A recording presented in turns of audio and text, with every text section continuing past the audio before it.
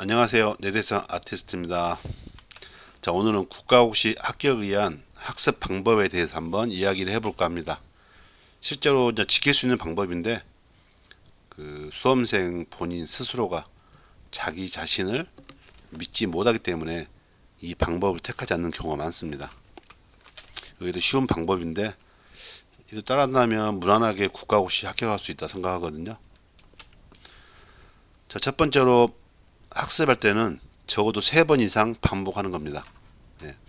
첫 번째는 그냥 훑어보는 거, 이미 학습 교과 과정에서 한번 본 내용이지만 그냥 훑어보는 방법으로 보고, 두 번째는 꼼꼼하게 정독하는 겁니다.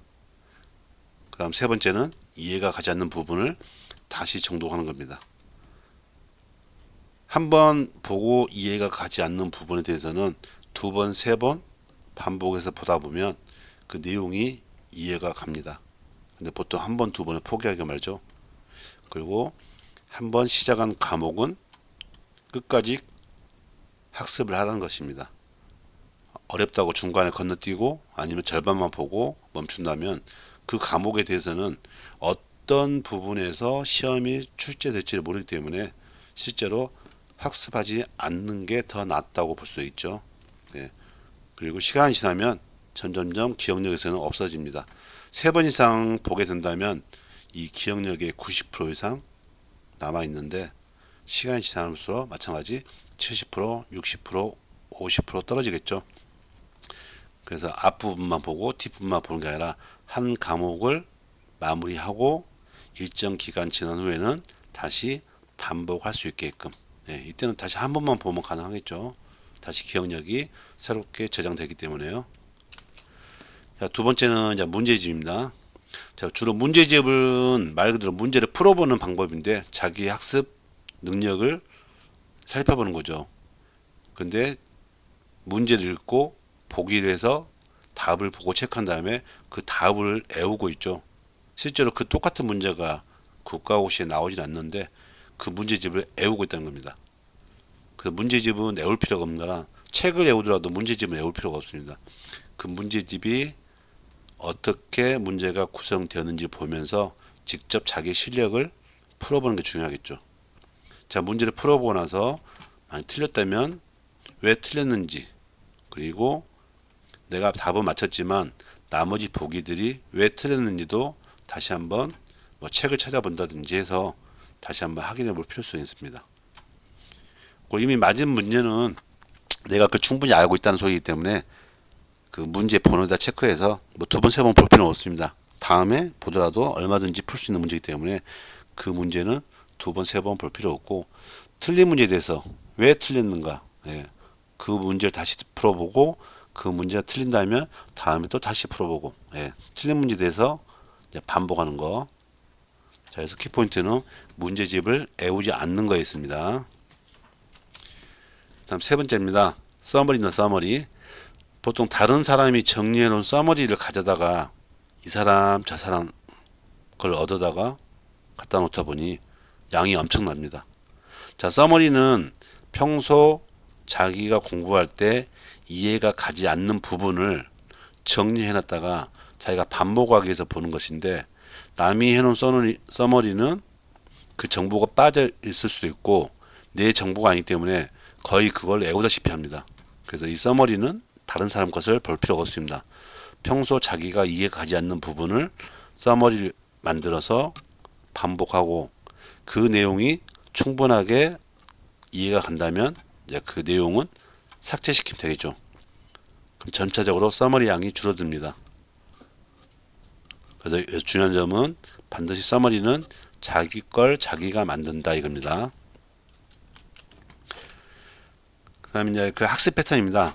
주로 국시 패턴과 같이 학습을 해야 되는데, 우리 국시는 주간에 보게 되죠.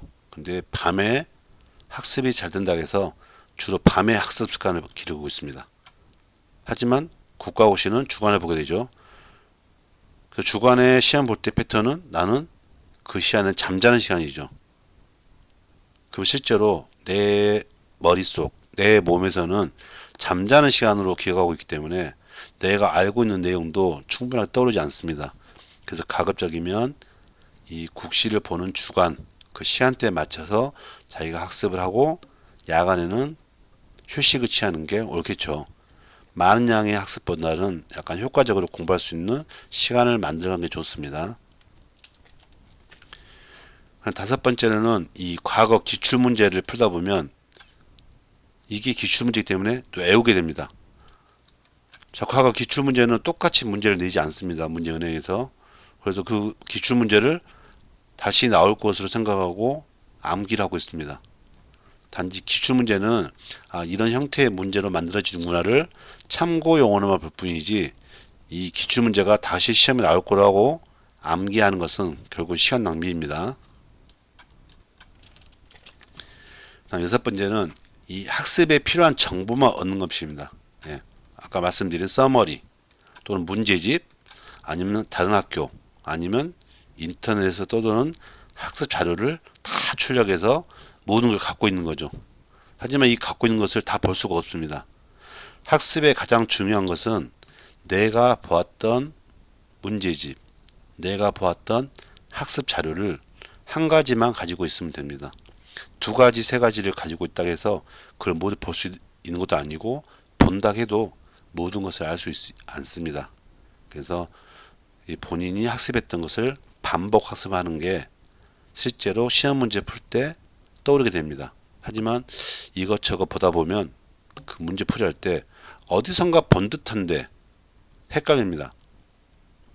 왜냐하면 그 페이지 수에 그게 기재되는 위치도 다를 뿐더러 어떤 내용의 말 표현도 다르기 때문에 본인이 봤던 한 가지 문제집, 한 가지 학습 자료를 반복하는 게 가장 중요하기 때문에 이것저것 그 방대하게 자료들을 갖다 놓지 않는 게 좋습니다.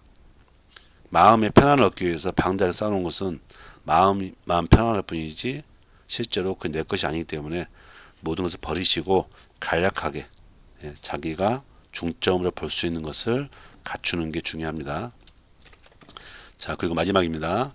자, 일주일에 하루 정도는 이 휴식의 시간을 갖춰야 됩니다. 일주일 내내 공부를 하루 24시간 공부한다고 해서 학습의 능력이 오르는 것은 아닙니다. 일주일에 하루 정도는 재충전의 시간을 갖도록 그리고 스트레스를 풀 수 있도록 어떤 취미 활동이라든지 아니면 운동 그리고 애인과의 데이트, 친구 간의 데이트 이런 걸 함으로써 자기 스트레스 풀고 재충전할 수 있는 시간을 갖춰야 됩니다. 일주일에 하루 정도는 충분하게 자기만을 위한 시간을 소비해도 괜찮습니다. 하지만 이 하루가 다음 날에 영향을 줄 정도로 심한 운동 또는 심한 음주 같은 것은 결국 금이 안 된다는 소리죠. 다음 날의 영향은 지속적으로 영향을 미치기 때문에 그 하루에 자기가 충분히 휴식의 시간을 갖출 수 있도록 일주일에 하루 정도는 자신에게 그 시간을 갖는 게 중요합니다.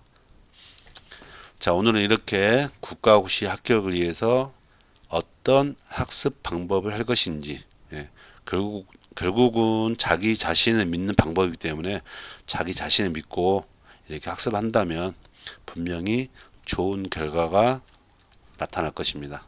자, 오늘도 하루 수고하셨습니다.